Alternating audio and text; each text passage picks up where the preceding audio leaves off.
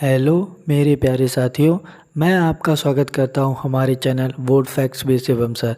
मैं आपको बताना चाहता हूं कि हमारे चैनल पर आपको बोर्ड एग्जामिनेशन के सभी सब्जेक्ट की संपूर्ण तैयारी बड़े ही उत्तम ढंग से कराई जाएगी। प्रश्नावली 3.1 का पहला सवाल देखिए। निम्नलिखित संख्याओं में रैखिक समीकरणों के युग्म बनाइए और उनको ग्राफी विधि से हल कीजिए। तो इसमें ग्राफी विधि से हल करना है। कक्षा 10 के 10 विद्यार्थियों ने एक गणित की पहली प्रतियोगिता में भाग लिया। यदि लड़कियों की संख्या लड़कों की संख्या से 4 अधिक हो तो प्रतियोगिता में भाग लिए लड़कों और लड़कियों की संख्या ज्ञात करिए। तो मैं आपको बता दूं, ये हैं दो चर वाले रैखिक समीकरण।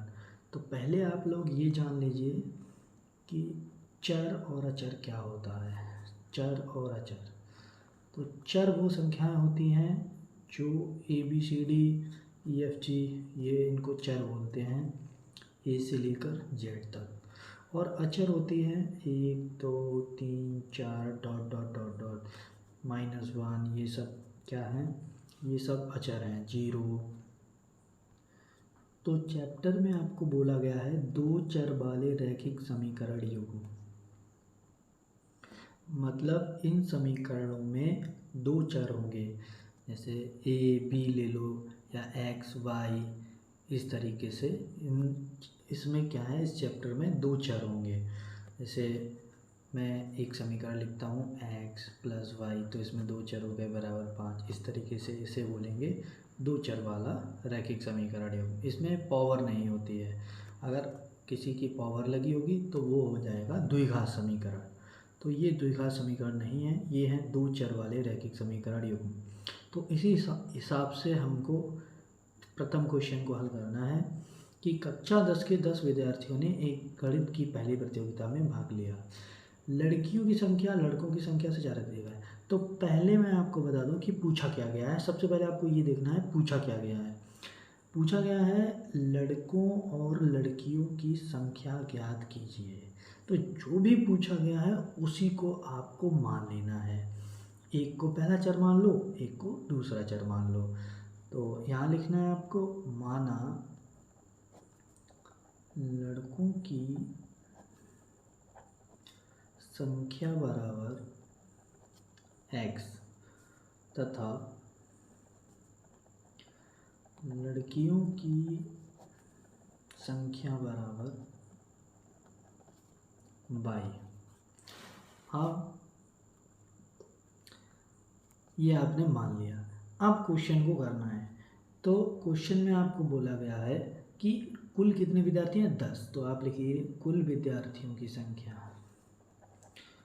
कुल विद्यार्थियों की संख्या, कुल विद्यार्थियों की संख्या आपको 10 दे रखी है। तो इसमें सोचने वाली बात है कि कुल विद्यार्थी 10 हैं और लड़के और लड़की ये दोनों मिला के ही तो 10 होंगे। समझने वाली बात। तो कहने का मतलब ये है, according to question x + y बराबर 10, मतलब लड़के और लड़की दोनों मिला के कितना होगा, 10 होगा। इसको आप डाल सकते हैं इक्वेशन फर्स्ट, समीकरण नंबर 1 आप डाल सकते हैं। इसके बाद यदि लड़कियों की संख्या लड़कों की संख्या से 4 अधिक हो तथा आपसे क्या बोला गया है, लड़कियों की संख्या, तो आप लड़कियों की संख्या आपने बाई ले ली है और लड़कों की संख्या x ले ली है। तो लड़कियों की संख्या बाई और लड़कों की संख्या x, ठीक है, बीच में लगा बराबर, क्योंकि समीकरण बनाते हैं तो बीच में बराबर आके दोनों तरफ बराबर करते हैं। तो यहाँ पर देखने वाली बात यह है, यहाँ आपको बोला है यदि लड़कियों की संख्या लड़कों की संख्या से 4 अधिक हो तो लड़कियों की संख्या y जो है लड़कों की संख्या x से 4 अधिक है, तो y पहले से 4 अधिक है, तो ये बराबर कहाँ हुआ। तो कहने का मतलब ये है कि लड़कों की संख्या में 4 जोड़ना पड़ेगा, तब जाकर लड़कियों की संख्या के बराबर होगा, क्योंकि लड़कियों की संख्या पहले से ही अधिक है। समझ में आया। तो यहाँ बात यह है कि जैसा इक्वेशन फर्स्ट है इसको भी सॉल्व करके इक्वेशन फर्स्ट की तरह ही बनाना है। तो यहाँ हम क्या करेंगे, x जो है x, अब x की तरफ y जाएगा, x की तरफ y जाएगा, तो y यहाँ से x की तरफ जाएगा तो क्या हो जाएगा -y। अब सुनो, x और y एक जगह हो गए और 4 को पहुँचाएंगे y की तरफ और y को ले आए 4 की तरफ, तो 4 को y की तरफ पहुँचाएंगे तो 4 किसका होगा, माइनस का होगा। समीकरण नंबर 2। अब यहाँ समझने वाली बात है, आपसे सवाल में बोला गया है कि निम्नलिखित समस्याओं में समीकरणों के युग्मों को ग्राफी विधि से हल करना है, मतलब इन समीकरणों को किससे, ग्राफी विधि से हल करना है। तो आप क्या करेंगे, आप इक्वेशन 1 यहाँ ले लो समीकरण 1 से, और इधर आप ले सकते हैं समीकरण 2 से। तो समीकरण 1 में x + y = 10, तो आप इसको x = 10 - y लिख सकते हैं। अब यहाँ पर आप एक तालिका बनाएंगे, ठीक है, और इस तालिका में आप y के मान पुट करेंगे, क्योंकि y का मान पुट करोगे तो x का मान निकलेगा। तो आप यहाँ पर y का मान अपनी मर्जी से ले सकते हो, ठीक है। इसी तरीके समीकरण 2 को भी लिखना है, x - y = -4। तो आप y को उधर भेजोगे तो y होगा, y इधर माइनस का है, इधर जाएगा प्लस का हो जाएगा, तो y माइनस का है 4 की तरफ गया तो प्लस का हो गया, और 4 अपनी जगह है तो ये -4 ही होगा। अब सुनिए, सेम इसी तरीके से इसमें भी बॉक्स बना लीजिए, 1 2 3 4 5, 4 बॉक्सेस बन गए। अब यहाँ पर x एंड y आप लिखेंगे, और जो काम इधर करना वही काम इधर करना है। आप अपनी मर्जी से y का मान कुछ भी रख सकते हैं, तो मैं रख रहा हूँ y का मान 5। तो अगर आप यहाँ 5 रखेंगे तो 10 से 5 घटेगा, तो x भी कितना आ जाएगा 5। जैसे कि अब आपको साइड में बता दें, x = 10 - y लिखा गया है, तो यहाँ पर आप y की जगह क्या रखेंगे, 5 रखेंगे, तो x बराबर निकल के आएगा 5। तो इसी 5 को आप उठा के यहाँ रख सकते हैं। तो आपने अगर y 5 रखा है तो x भी आपका 5 निकल के आएगा। यहाँ पर भी आपको y की जगह कितना रखना है, 5 रखना है। अगर आप y की जगह 5 रख रहे हैं तो 5 से 4 घटेगा, अगर 5 से 4 घटेगा तो आपका x का मान जो निकल के आएगा वो होगा 5। अब आपको y का मान यहाँ फिर एक और लेना है, तो अब आप y का मान अपनी मर्जी से कुछ भी ले सकते हैं। मान लो y का मान आपने ले लिया 0। अगर आप y का मान यहाँ 0 पुट करेंगे तो आपको x का मान निकल के आएगा कितना, 0 घटेगा 10 से तो कितना आएगा, 10 आएगा। इसके बाद फिर आप y का मान ले लीजिए, कुछ भी ले लीजिए। मान लो y का मान आपने ले लिया -5, तो फिर 15 ज़्यादा हो जाएगा, तो क्योंकि ग्राफ बनाना है तो मान छोटे ही लेने हैं, तो चलो x का मान ले लेते हैं 4। अगर आपने x का मान 4 लिया है तो 4 y की जगह पुट होगा, तो 10 से 4 घटेगा तो आ जाए, 10 से 4 घटेगा तो 6 बचेगा, ठीक है। इधर भी आप y का मान अगर 0 लेंगे, तो अगर आप y -4 लिखा है, ओके, अगर आप y की जगह 0 रखेंगे तो 0 से 4 घटेगा तो आंसर आएगा -4, क्योंकि जिसकी संख्या बड़ी होती है वही चिन्ह लगता है। तो यहाँ आप -4 लिखेंगे, ओके। फिर आपने इधर भी 4 पुट किया है तो आप इधर भी 4 पुट कर सकते हैं, या फिर आप कुछ भी पुट कर दो, आपकी जो मर्जी। चलो मान लो यहाँ पर मैं पुट करता हूँ y की जगह, मान लो मैं 10 पुट कर दे रहा हूँ, ओके। तो अगर y की जगह 10 रख दिया तो x की वैल्यू आएगी -4, x की वैल्यू आएगी 10 से 4 घटेगा, सॉरी 6 आएगी, x की वैल्यू आएगी 6। अगर आप y की जगह 10 रखोगे तो 10 से 4 माइनस होगा तो y की वैल्यू आएगी, x की वैल्यू आएगी 6। अब यहाँ पर आपको वैल्यूज़ पता लग गई, मतलब अब आपको यहाँ पर पॉइंट्स पता लग गए। पॉइंट्स कैसे होते हैं, जैसे मान लो कोई ग्राफ है, उसमें एक पॉइंट है, तो उस पॉइंट के दो बिंदु होंगे, एक होगा x और एक होगा y। तो आपको यहाँ एक्स वाई करके आपको सभी पता है, तो इन्हीं को आप ग्राफ में रख के लाइन खींचेंगे, वही बनेगा ग्राफ। तो आप लोग यहाँ युग्म लिख सकते हैं, जैसे 5,5, 10,0 और 6,0। आपको ध्यान ये रखना है कि x का मान पहले लिखना है और y का मान बाद में लिखना है, बस इतना आपको ध्यान रखना है। इसमें भी वही 1,5 -4,0 और 6,10, इतना आपको ध्यान रखना होगा, ठीक है। और इन्हीं पॉइंट्स को हम ग्राफ में ढूंढेंगे और ग्राफ की जगह पुट करेंगे। चलो देखते हैं क्या होता है। तो ये दिया गया है आपको दोस्तों ग्राफ। अब आपको इन पॉइंट्स को ग्राफ में कैसे ढूंढना है, ये आपको बहुत ही ध्यान से देखना है।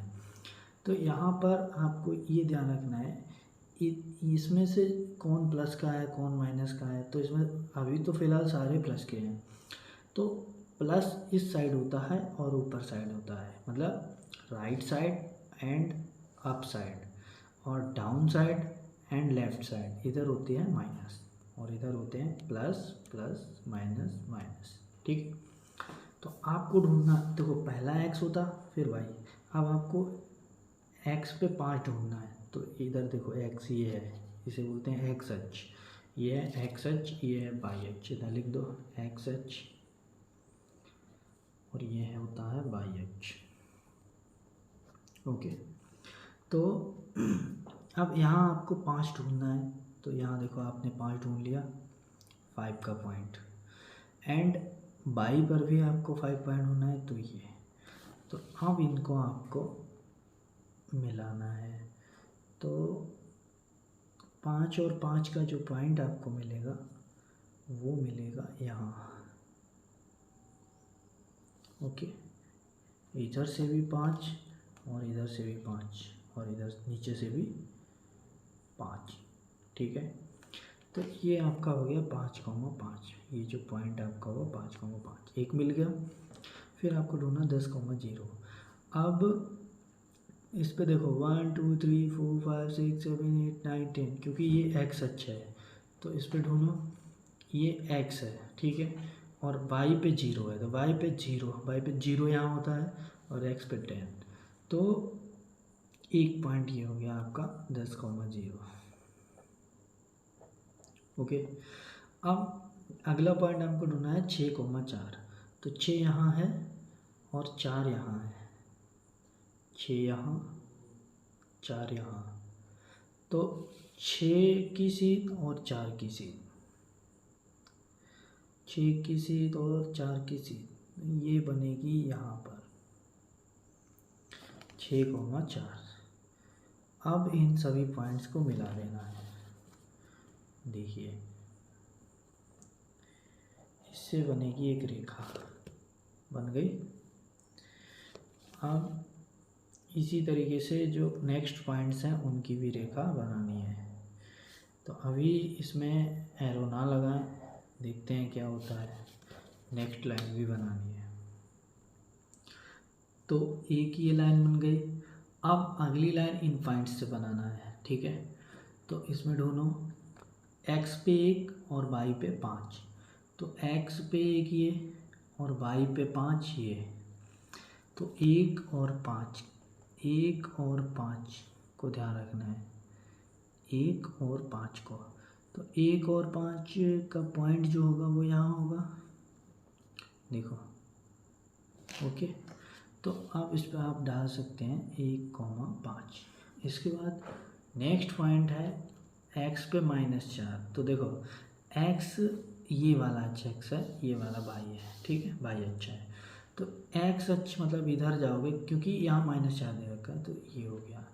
और y का 0, तो ये पॉइंट रहेगा ये वाला, क्योंकि y पे 0 है तो ऊपर बढ़ना नहीं है या ना नीचे बढ़ना है, तो ये पॉइंट एक हो गया -4,0।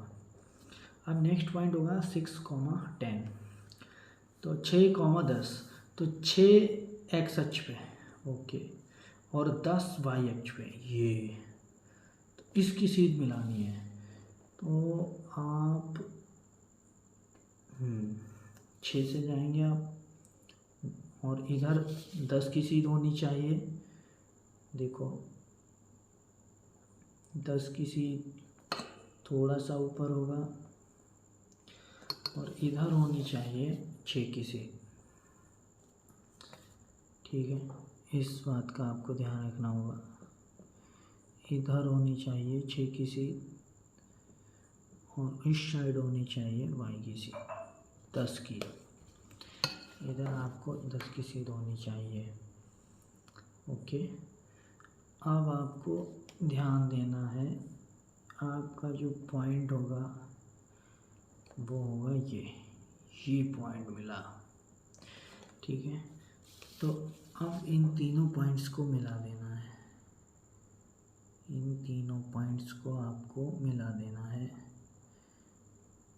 फिर देखते हैं कहाँ पर कट रही है। इन तीनों पॉइंट्स को मिला दिया। तो अब ये दो लाइंस जहाँ कट होंगी वो होगा हमारा आंसर। लाइंस जहाँ कट होंगी वो होगा हमारा आंसर। ओके, तो लाइंस कट हो रही हैं 3 और इधर 7। तो x का 3 और 7 पे लाइन कट हो रही हैं, तो हमारा हल हो जाएगा अतः हल बराबर 3,7, मतलब x बराबर 3 और y बराबर 7। x बराबर 3 तथा y बराबर 7। ये ग्राफी विधि से x y के मान निकाले गए हैं। आई होप आपको समझ आया होगा, और अगर आपको कोई भी दिक्कत परेशानी आ रही है, कोई भी समस्या आ रही है, तो आप लोग कमेंट करिए। और अगर आपको ज़रा भी लगता हो कि हमें थोड़ा बहुत समझ आया है, वीडियो आपको अच्छा लगा है, तो लाइक करिए और शेयर करिए दोस्तों को, जिससे हमें थोड़ा मोटिवेशन मिले और हम आप लोगों के लिए और ज़्यादा मेहनत करें। ठीक है, धन्यवाद।